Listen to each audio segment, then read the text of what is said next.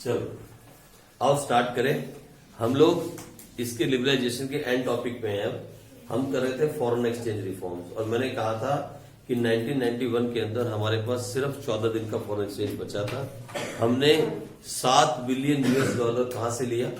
World bank से। वो भी इनफ नहीं था। उसके बाद क्या किया गया?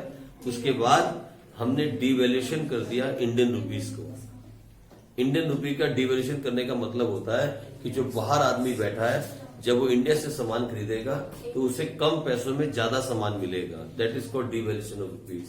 यानी हमारी करेंसी की वैल्यू बाकी करेंसी के कंपेयर में कम हो जाएगी। वो करेंसी महंगी हो जाएगी, हमारी सस्ती। That is called devaluation. आई बात समझ में? हमने डिवैल्यूएशन किया और उसके पीछे हमारा बेसिक कंसेप्ट ये था कि डिवैल्यूएशन करने से एक्सपोर्ट बढ़ेंगे और एक्सपोर्ट के बढ़ने से क्या आएगा? फॉरेन करेंसी आएगी, फॉरेन एक्सचेंज आएगा। That was the motto behind the devaluation of Indian rupees in 1991। ठीक है जी। और यही पे हमने लिख के खत्म किया था। अगर आपको कोई लाइन रह गई तो खत्म कर लो, फाइन। अगर कुछ रह गया तो उसे लिख लो। कहां तक लिखा था आपने? लास्ट पढ़ना। इंडियन रुपीज was devalued, यहां तक लिखा था। लिखो because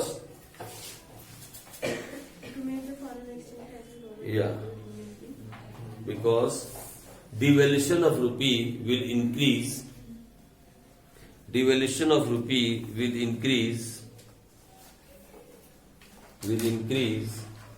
the exports of the country.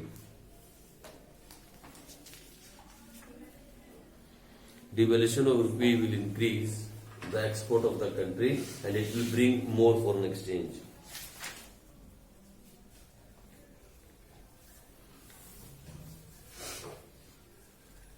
एक और छोटा सा काम इसके अंदर किया गया। Devaluation of rupee will bring more foreign exchange.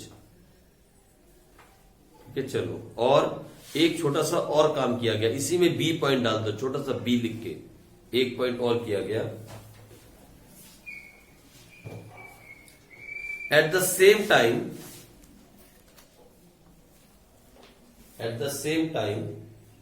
the process was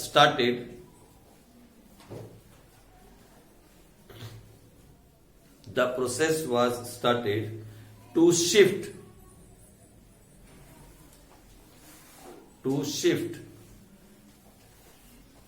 from fixed exchange system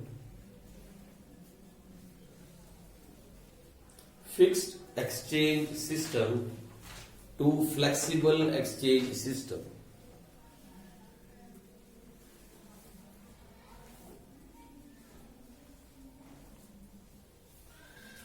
अब दो बातें नहीं आ गई है ना। ये क्या होता है?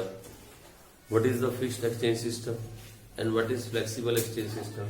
तो वहां ब्रैकेट में लिखो, छोटा सा लिखो बीओपी। ब्रैकेट बंद कर दो। ब्रैकेट 9 में चैप्टर आएगा बीओपी। ठीक है जी, बैलेंस ऑफ पेमेंट। वहां आपको दोनों बातों का मतलब पता लगेगा। लेकिन थोड़ा सा, क्योंकि जो बच्चे मैक्रो नहीं पढ़ेंगे, आप लोगों के लिए मैं बता देता हूं।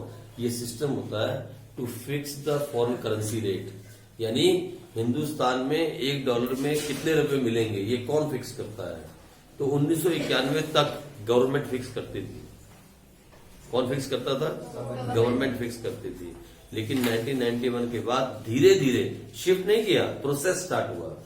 The process has started to shift from fixed exchange system to flexible exchange system. जो फिक्स्ड एक्सचेंज सिस्टम था वो गवर्नमेंट का था। गवर्नमेंट बोलेगी रोज सुबह आज डॉलर का प्राइस ये है ना। गवर्नमेंट देती थी, नहीं दिन में चेंज नहीं होते थे। पहले एक रेट दिया जाता था एक दिन का। गवर्नमेंट ने सुबह सुबह रेट दे दिया। आज पूरे दिन में जितने भी डॉलर आपके पास हैं आप बेच सकते हो या खरीद सकते हो। ये बेचने का प्राइस है, खरीदने का प्राइस है। पॉन्ड्स के प्राइस ये है, यूरो का ये प्राइस है, दिनार का ये प्राइस है। हर चीज का प्राइस गवर्नमेंट। जितनी भी फॉरेन करेंसियां हैं, उनका प्राइस कौन निकालता था? गवर्नमेंट। और उस सिस्टम को क्या कहते हैं? Fixed exchange system.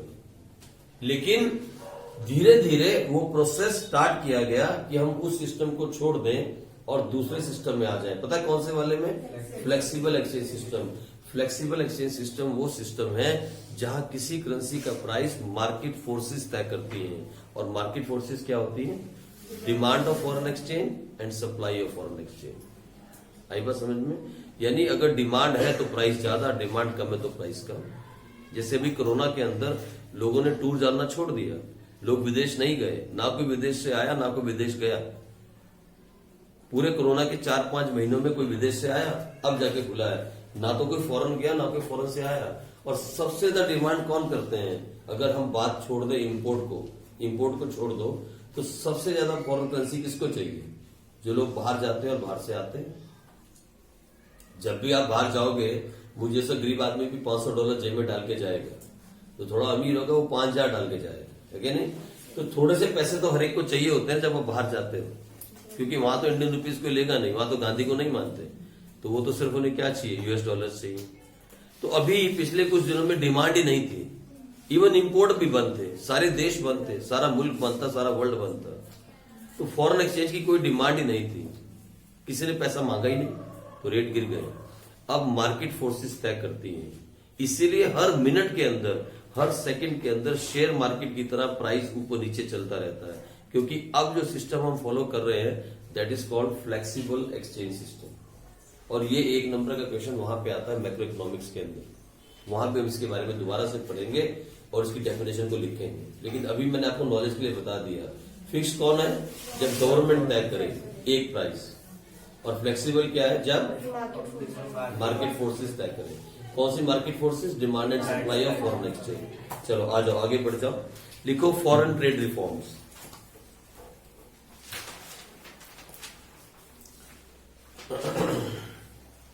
अब फॉरेन ट्रेड रिफॉर्म मतलब, फॉरेन ट्रेड मतलब क्या?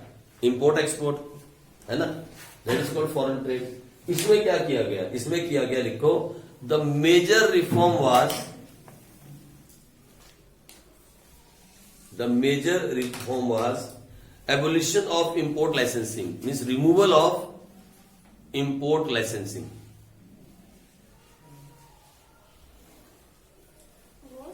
Removal of import licensing.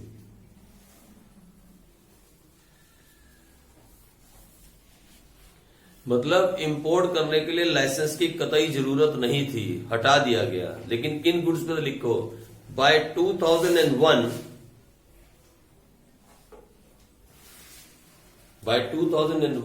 restrictions on imports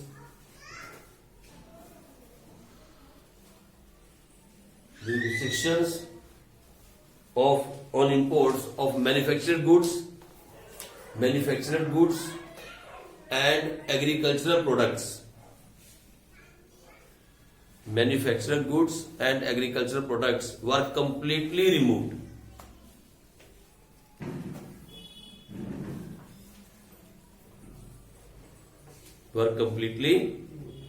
आप समझे?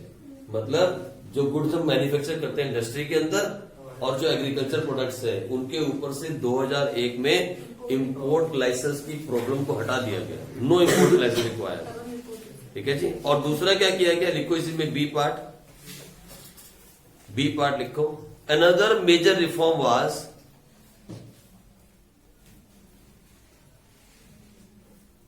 Removal of export duties.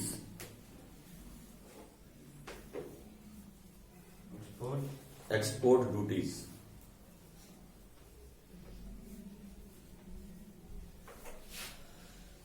Mask कहाँ है? सांस लेना भूल गया तो क्या होगा? सोचो। रिमूवल ऑफ, देखो गवर्नमेंट 2 गेम खेल रही थी एक साथ, 2 गेम। एक तो इंपोर्ट ड्यूटी हटा दी, इंपोर्ट लाइसेंस हटा दिया। इंपोर्ट लाइसेंस हटाने से क्या होगा बताओ? बाहर से जो भी इंपोर्ट करना है मंगवाओ। इंपोर्ट की बात कर रहा है पहले वाले में, यानी अगर आपको एग्रीकल्चर गुड्स मंगवाने हैं बाहर से, आपको यहाँ का दूध पसंद नहीं है, यहाँ का इंडिया का, तो बाहर से दूध भी मंगवा के पी लो, चलेगा। मक्खन भी बाहर का खाओ आप, पनीर भी बाहर से ले आओ। यही हो रहा है आज, है यही हो रहा है। कुछ भी मंगवाओ, वेजिटेबल भी आते हैं, उनकी भी टाइम पीरियड होता है, कुछ भी मंगवा लो भाई। आज बटर देख रहे दुकानों पे, कई ऐसी दुकानें जब बटर बाहर का बिक रहा है। आज की तारीख में अमूल के बटर को टक्कर देने के लिए बहुत सारे बटर मार्केट में आए हैं और बहुत सस्ते बिक रहे हैं। एक बटर आया है अमूल के साथ में, उसका नाम मुझे याद नहीं आ रहा, अमूल 60 रुपीज का, तो वो 15 रुपीज का है। सोचो, बाहर का है, चाइना से आया है, चाइना से आया। वो वेजिटेबल फैट से बनाया गया बटर है, दूध से नहीं बना है कि नहीं। ये हालात चल रही है। इधर देखो फिर क्या हुआ, इंपोर्ट एक तो क्या किया, इंपोर्ट ड्यूटी हटा दी, इंपोर्ट लाइसेंस नहीं चाहिए, जिस किसी को इंपोर्ट करना है करो। और दूसरा क्या किया मालूम, दूसरी तरफ क्या किया, एक्सपोर्ट ड्यूटीज हटा दी। इंपोर्ट ड्यूटी नहीं हटाई, इंपोर्ट लाइसेंस हटाया। You want to import the goods, मंगवाओ। और दूसरी तरफ एक्सपोर्ट जो ड्यूटीज थी उनको हटा दिया, यानी एक्सपोर्ट सब चीप हो गए। अब आपके गुड्स चीप हो गए कंपेयर टू फॉरेन गुड्स। अब अपने गुड्स को बाहर बेचना चाहते हो, बेच लो, यानी आना जाना खुला कर दिया। दैट इज कॉल्ड लिबरलाइजेशन, इसी को बोलते हैं लिबरलाइजेशन। ठीक है जी, चलो खत्म हो गया लिबरलाइजेशन। आ जाओ इसको खत्म करें। यहीं पे खत्म हुआ हमारा बहुत बड़ा topic, that is called liberalisation. इसके अंदर हमने 5 तरह के रिफॉर्म्स पढ़े और नई बातें पढ़ी, डिमोनेटाइजेशन एंड जीएसटी, जिसके अंदर से पेपर आ सकता है क्योंकि ये आपने नई चीज पढ़ी। आ जाओ, अब एक छोटी सी बात आपकी बुक में है, एक छोटी सी बात बुक में है और हो सकता है कि पेपर में आ जाए। मैं बोलता हूं आपको, आप लिखो क्योंकि नाम बड़ा खतरनाक है। पहले लिखो लिबरलाइजेशन, LEBERALISATION,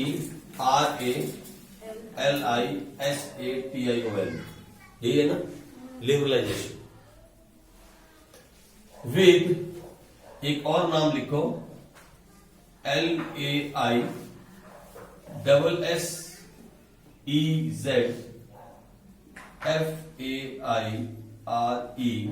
सिस्टम। मैंने जान के लिखा कैपिटल। मेरे को ना ये लग रहा है जैसे टाइप करते हैं ना ऐसे।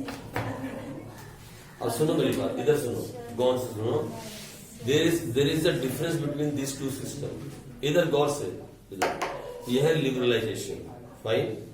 कभी कभी क्वेश्चन पूछा था पेपर से और पेपर में ये नाम आ गया ना तो आप मुझे सिर्फ गाली निकालोगे, अरे सर ने बताया नहीं, इतने रिफॉर्म पढ़ा दिए, इंडस्ट्रियल सेक्टर रिफॉर्म पढ़ा दिया, हमारे को फॉरेन ट्रेड पढ़ा दिया, फॉरेन एक्सचेंज पढ़ा दिया, हमारे को सारे रिफॉर्म पढ़ा दिए, लेकिन ये नहीं बताया ये क्या होता है। 5 रिफॉर्म पढ़ा के भी ये नहीं बताया तो मुश्किल हो जाएगी। अब इन दोनों में क्या डिफरेंस है कभी पूछा जाता है आपसे। What is the difference between liberalization and laissez faire system. ये सिस्टम बाहर का है, इन दोनों सिस्टम में क्या डिफरेंस है। ठीक है, अब सुनो इन दोनों में डिफरेंस क्या है। एक छोटा सा डिफरेंस है दोनों में। ये सिस्टम जो है ना ये फॉरेन में चलता है, where government does not intervene in the economic issue of a country. जहां सरकार बिल्कुल भी नियंत्रण नहीं करती economic affairs of a country, that is called this system है। Where government does not intervene, government के हाथ में कुछ भी नहीं होता। किसी चीज का प्राइस तय करना, इंपोर्ट एक्सपोर्ट, पैसा, गवर्नमेंट उसको इंटरवीन नहीं करती, उसे बोलते हैं लेजिस फेरी सिस्टम।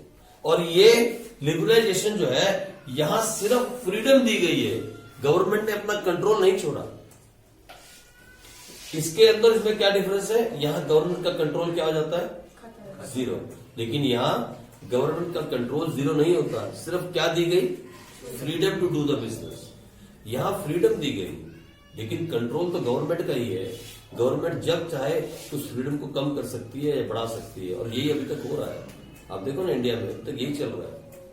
गवर्नमेंट जब आज गवर्नमेंट ने क्या कहा, सेल्फ रिलायंस, आत्मनिर्भर बनो, और क्या कहा दोबारा से, क्या कहा, इंपोर्ट करना कम करो, चाइना की चीजें यूज मत करो, दिवाली में पटाखे लगाओगे तो चाइना के मत लेना, दिए जलाओगे तो चाइना के मत लेना, लड़ी लगाओगे तो चाइना से मत लेना, मोमबत्ती चाइना की मत उठाना। क्या करना, अपने देश के बने हुए लोकल दिए उठाओ, अपने देश की बनी हुई मोमबत्ती उठाओ, बेशक वो दिखने में थोड़ी टेढ़ी होगी पर चलेगा क्योंकि अपने देश की है। लड़ी लगाओ, बेशक वो बुझ जाएंगी लेकिन अपने देश की लगाओ। और चाइना की जो 1 साल तो निकल जाती, मतलब वो दिवाली निकाल देती है 4 दिन, हमारी 4 दिन नहीं निकाल पाती, वो बीच में से तार टूट जाती गर्म होके, और बाद में क्या करता है वहां पे चेपी लगानी पड़ती, ढूंढना पड़ता है कहां से टूटी है। नहीं काम की है इसलिए अभी मेरे को लगाना, मुझे ड्यूटी दी गई है, सारा घर मुझे सजाना, ये मेरी ड्यूटी है। मैडम ने कहा है कि दिवाली से 1 दिन पहले छुट्टी करो और दिवाली के 1 दिन बाद छुट्टी करो ताकि आप सारा घर सजा सको। ऐसा कहा है, मैं करूंगा नहीं, सुनता नहीं मैडम की मैं सारी बातें इधर। ठीक है, वो कह रही घर को सजाने के लिए एक दिन चाहिए है? तो ये दो सिस्टम में डिफरेंस है। तो मैं छोटी सी कैपिटल मार्केट वाली ना, क्या, जो कैपिटल इकोनॉमी वाली होती है। हाँ मैं समझाता हूँ, लिखो आप जल्दी लिखो, एक एक लाइन लिख लो, बस एक एक लाइन लिखो। पहले ये कंसेप्ट समझ लो, ये तो आपने पढ़ लिया ना, पहले लिखो दिस कंसेप्ट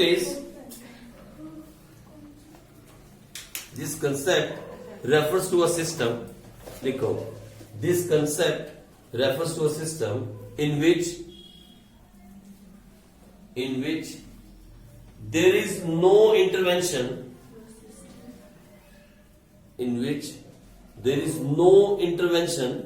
intervention मैंने छेड़छाड़ या दखल अंदाजी, intervention by the state, state का अगर ब्रैकेट में लिख लो गवर्नमेंट, स्टेट को ही गवर्नमेंट बोलते हैं, by the state in the functioning of the economy,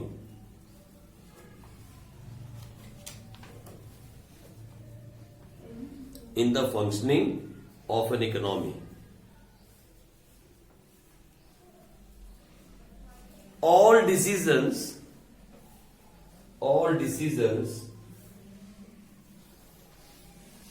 relating to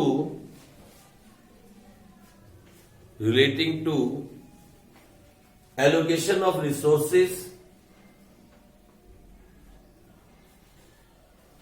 comma goods, allocation of resources, all decisions related to allocation of resources, comma goods and services to be produced,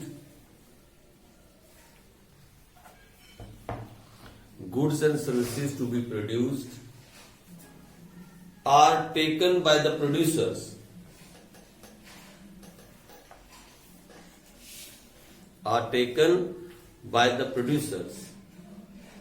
on the basis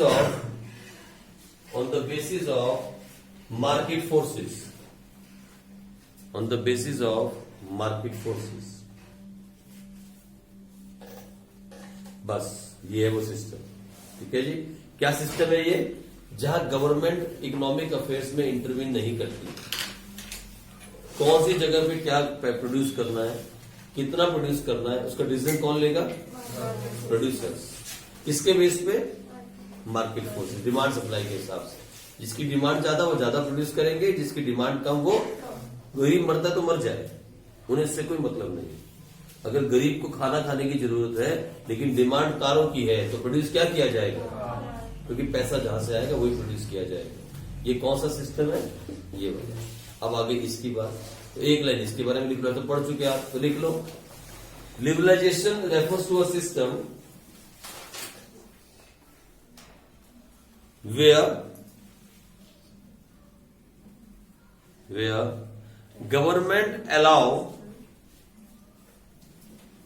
where government allows greater degree of freedom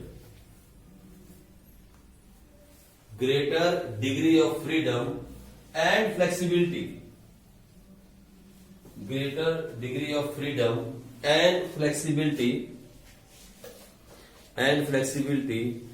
to the private sector companies,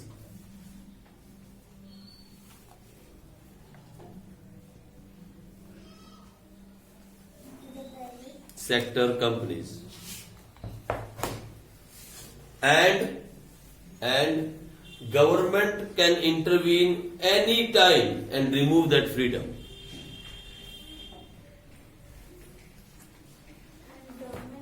Intervene any time and remove that freedom.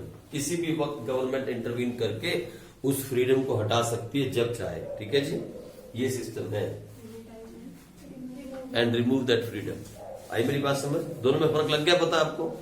यहां government intervene नहीं कर सकती किसी भी हालत के अंदर, सब किसके हाथ में है और वो किसको देखते हैं। यहां गवर्नमेंट फ्रीडम देती है and high degree of freedom, freedom भी छोटी मोटी नहीं, खुली छूट, high degree of freedom and flexibility. किनको, प्राइवेट, क्योंकि पब्लिक सेक्टर तो है ही गवर्नमेंट की, तो किनको दी छूट, प्राइवेट सेक्टर कंपनीज को। लेकिन गवर्नमेंट जब चाहे इंटरवीन करके उस छूट को क्या कर सकती है, कैंसिल कर सकती है। ये इन दोनों में फर्क है। पेपर में आने के चांसेस है, इसे मैंने लिखवा दिया। आ जाओ अब चले privatization. The next topic is privatization. आ जाओ फटाफट।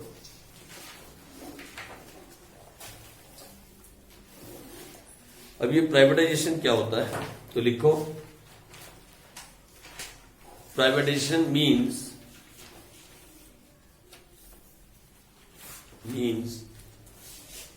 increasing the role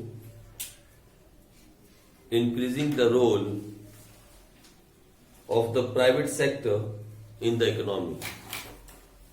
Privatization means Increasing the role of private sector in the economy.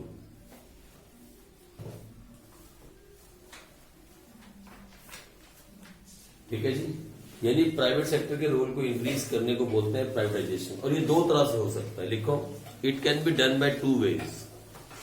इसको करने के 2 तरीके हैं। It can be done by 2 ways। Number 1, to encourage the entry of private units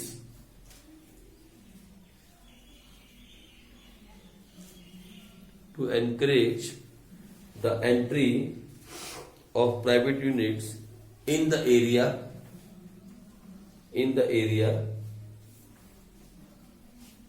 which were earlier reserved for public sector.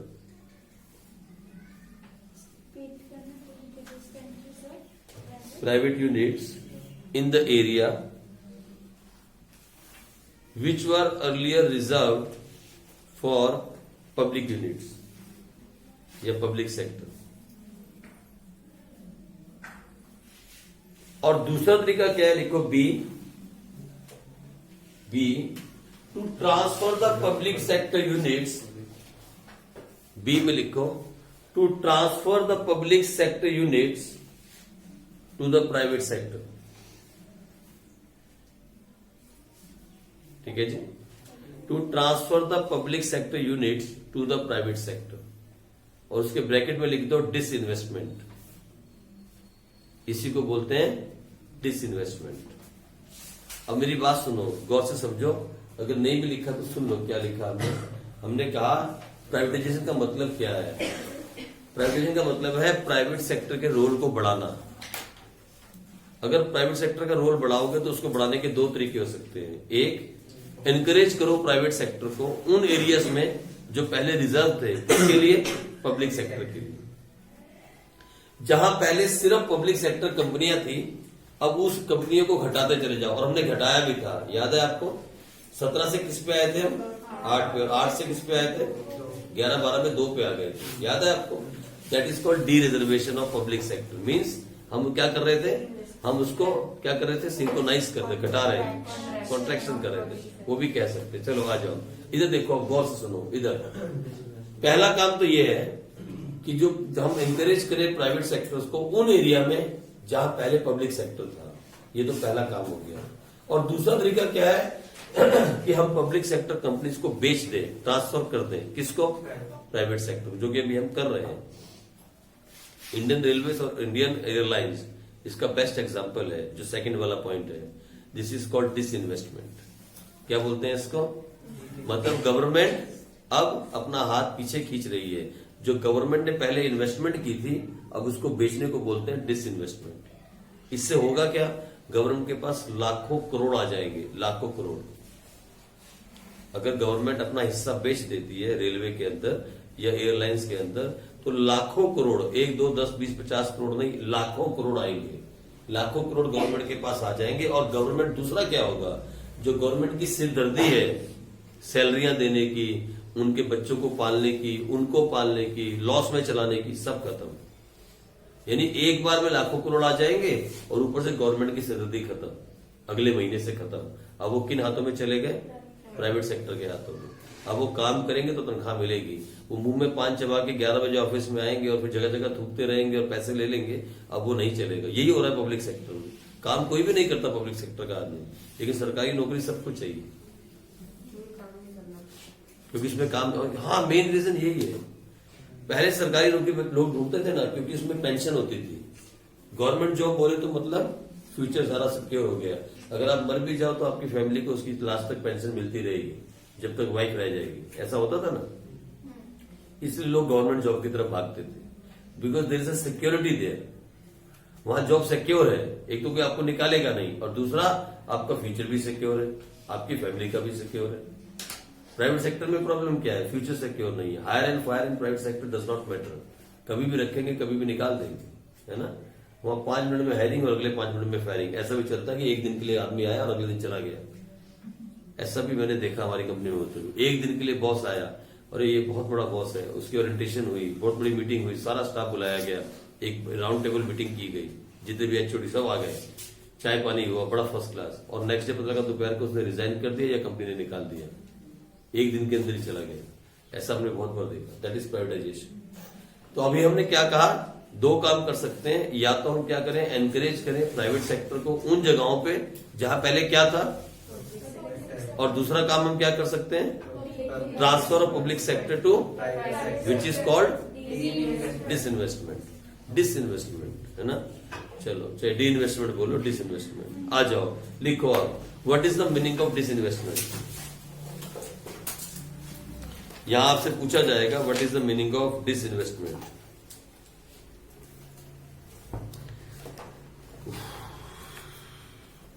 Disinvestment, DIS उसके बाद investment. Disinvestment refers to a situation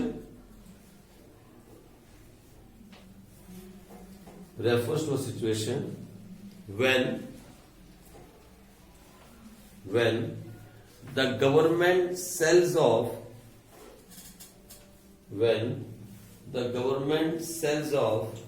a part of its share capital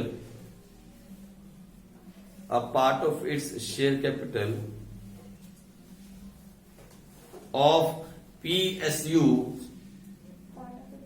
share capital of PSU मतलब private sector unit, अभी public sector units.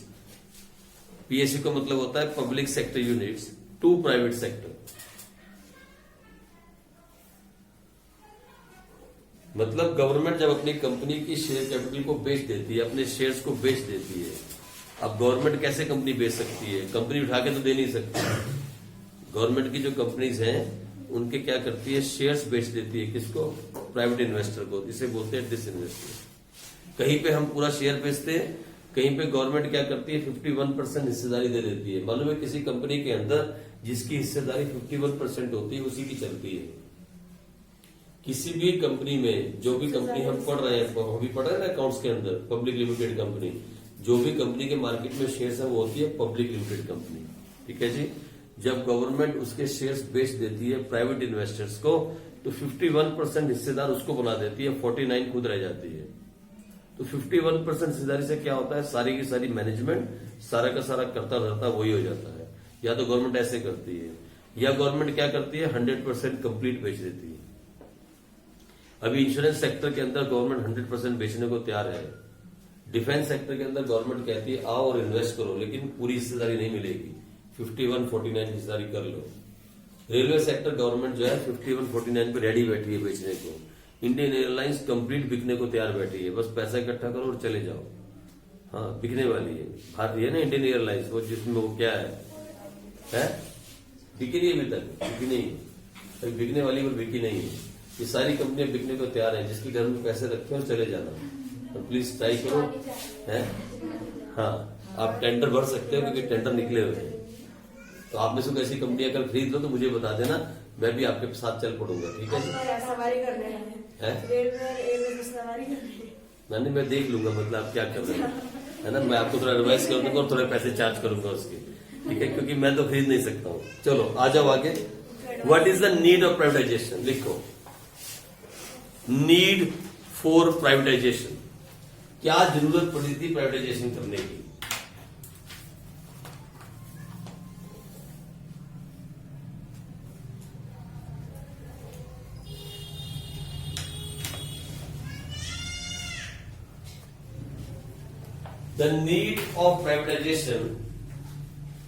The need for privatization was mainly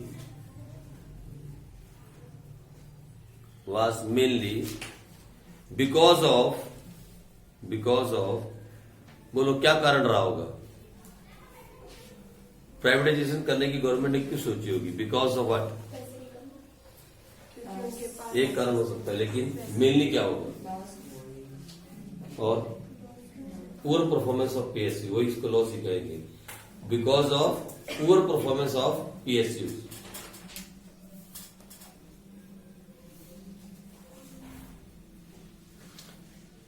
because of poor performance of PSUs.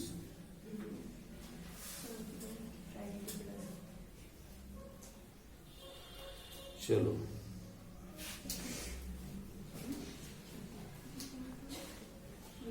Poor performance of PSU, जो PSU थे public sector unit थे, उनकी poor performance थी। ठीक है जी। अब इसमें बुक में ये टॉपिक दिया है, लेकिन हमारे सिलेबस में टॉपिक नहीं है।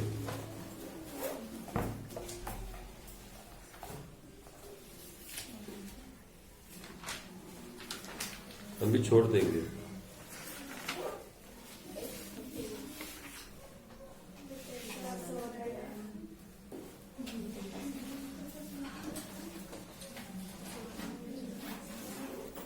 सेम कहानी बार बार लिखी है, क्या लिखो है?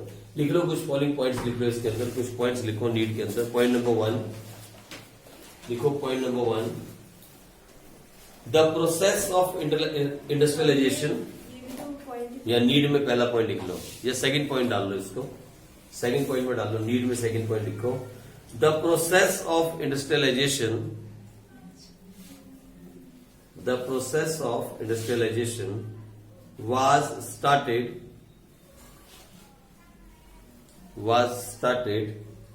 during second 5-year plan,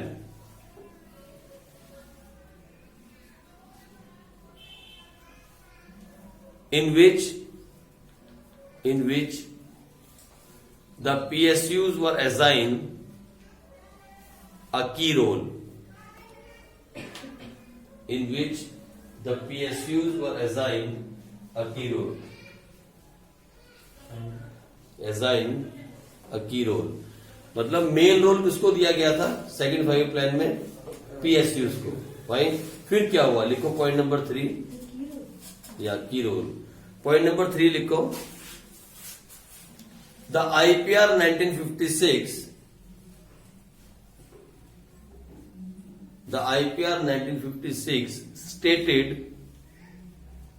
stated the significance of PSU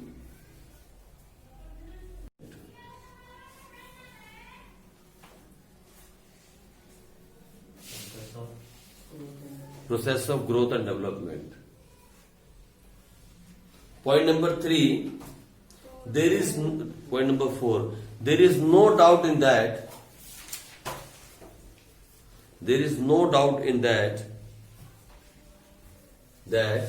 because of industrialization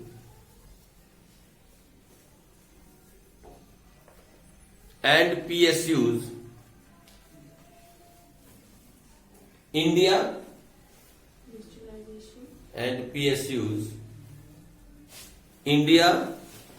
was able to get its industrial base between the period of 1951 to 1991. Base between the period from 1951 to 1991.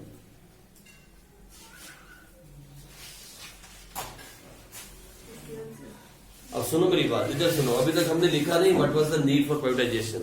हमने क्या लिखा मालूम? हमने सबसे पहले जब सेकंड 5-ईयर प्लान बनाया तो की रोल किसको दिया? पीएसयू, मतलब पब्लिक सेक्टर को, गवर्नमेंट को रोल दिया गया। गवर्नमेंट को रोल दिया गया कि आप सारा कुछ संभालोगे। फिर जब हमने आईपीआर 1956, याद है, भूल तो नहीं गए आईपीआर 1956, भूले तो नहीं? जब हमने वो पास किया तो उसमें हमने बताया कि गवर्नमेंट कितनी सिग्निफिकेंट है, कितनी इंपॉर्टेंट है कि देश की ग्रोथ के लिए। वहां पे हमने एक बिल पास किया था, याद है, वहां पे संसद के अंदर, कि गवर्नमेंट कितनी इंपॉर्टेंट है, PSUs are so important for the growth and development. वहां भी हमने गवर्नमेंट को आगे रखा। लेकिन ये भी, इसमें भी कोई डाउट नहीं कि गवर्नमेंट कंपनीज की वजह से ही अपने हिंदुस्तान को क्या मिला, एक इंडस्ट्रियल बेस मिला 1951 से लेकर 1991 तक। लेकिन अब हुआ क्या, अब क्या हुआ, पॉइंट नंबर 5 में देखो, most of the PSUs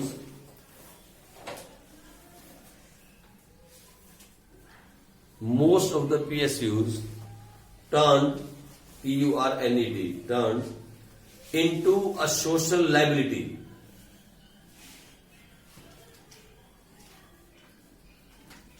Turned into a social liability, मतलब अब वो हमारे ऊपर लाइबिलिटी बन गई। जिसको हमने सोचा, जिसको हमने सब कुछ दिया पहले 4 पॉइंट में, 5वें पॉइंट में क्या बन गई वो, सोशल लाइबिलिटी। यानी उसकी वजह से हर एक के सिर पे अब लोन आ गया, क्योंकि लॉस में चल रही थी। फिर क्या हुआ, और क्या हुआ, लिखो जल्दी से, या 6 point, corruption, comma, inefficiency, comma, leakage, was on its peak in PSUs.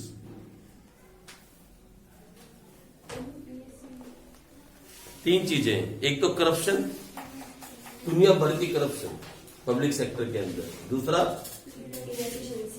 Inefficiency, आपको मालूम है एफिशिएंट और इनएफिशिएंट क्या होता है, हमने पढ़ा बीएसटी में, इनएफिशिएंसी, और तीसरा लीकेज, यानी जो गवर्नमेंट की मेन फाइल्स हैं, जो गवर्नमेंट की सीक्रेट डॉक्यूमेंट्स हैं, उनकी भी लीकेज, सब कुछ, सारा कुछ बाहर जा रहा है। ये तीन चीजें जो थी ना, ये अपने पीक पे थी, किनके अंदर, इन पीएसयूज के अंदर। 2 बड़े पॉइंट लिखे आपने, एक तो जितनी भी पीएसयूज थी क्या बन चुकी थी, सोशल लाइबिलिटी, दूसरा करप्शन, लीकेज, और क्या, इनएफिशिएंसी, अपने पीक पे पहुंच चुकी थी। दैट्स वाई, लिखो, कंक्लूड करो, लास्ट में कंक्लूड करो, that's why in 1991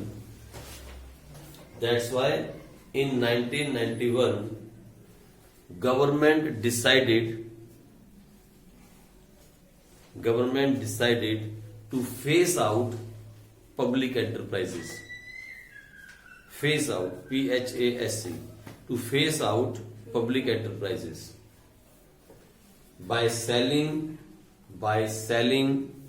its share to the private investors.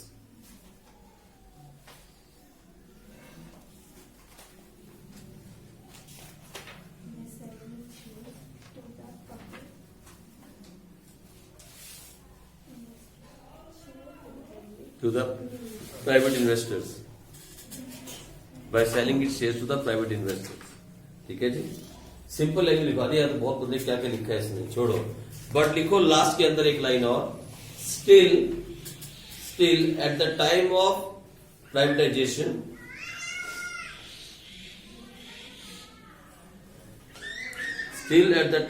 Privatisation, the Navratna was not sold. Navratna मतलब 9 रत्न, Navratnas was not sold to the private sector. मालूम है 9 कंपनियां ऐसी थी जिनको नहीं से बेचा गया, जिनको प्राइवेट नहीं किया गया, तभी इनको क्या बोलते हैं, नवरत्ना। ऐसी 9 कंपनियां थी जिनको प्राइवेट नहीं किया गया। वो 9 कंपनियां कौन सी थी, लिख लो, कभी पूछ ले आपसे कोई, एक ब्रैकेट में लिख लो। सबसे पहली इंडियन ऑयल, आज भी प्राइवेट नहीं की गई। दूसरी भारत पेट्रोलियम, जिसके पेट्रोल पंप आप देखते हो दोनों के, ये भी प्राइवेट नहीं की गई। तीसरी हिंदुस्तान पेट्रोलियम, ये भी प्राइवेट नहीं की गई। या एचपी, देखते हो एचपी के पंप, फिर बीपी के, फिर आईओ, है ना, ये पंप सारे बाहर दिखते हैं, हमारे माला में भी है तीनों के तीनों। तो लिखो चौथी, नंबर 4 पे लिखो, वो है नंबर 4 पे SAIL, steel authority of India limited, of India limited. इसको भी प्राइवेट नहीं किया गया, आज तक ये प्राइवेट नहीं है। फिर अगली BHEL, भेल बोलते हैं इसको, कई बार नाम सुना होगा आपने। BHEL, Bharat heavy electricals limited, Bharat heavy electricals limited, इसको भी प्राइवेट नहीं किया गया। फिर कितनी हो गई? फिर IPCL, Indian petrochemicals corporation limited, Indian petrochemicals corporation limited, इसको भी प्राइवेट नहीं किया गया। कितनी हो गई? फिर उसके बाद VSNL, जिसको अब हम BSNL बोलते हैं, VSNL, आजकल उसका नाम मालूम है क्या है? BSNL, भारत संचार निगम लिमिटेड। अभी तक प्राइवेट नहीं है, मालूम है, लेकिन तब उसका नाम था विदेश संचार निगम लिमिटेड। अब उसको BSNL कहा जाता है, अब भारत हो गया।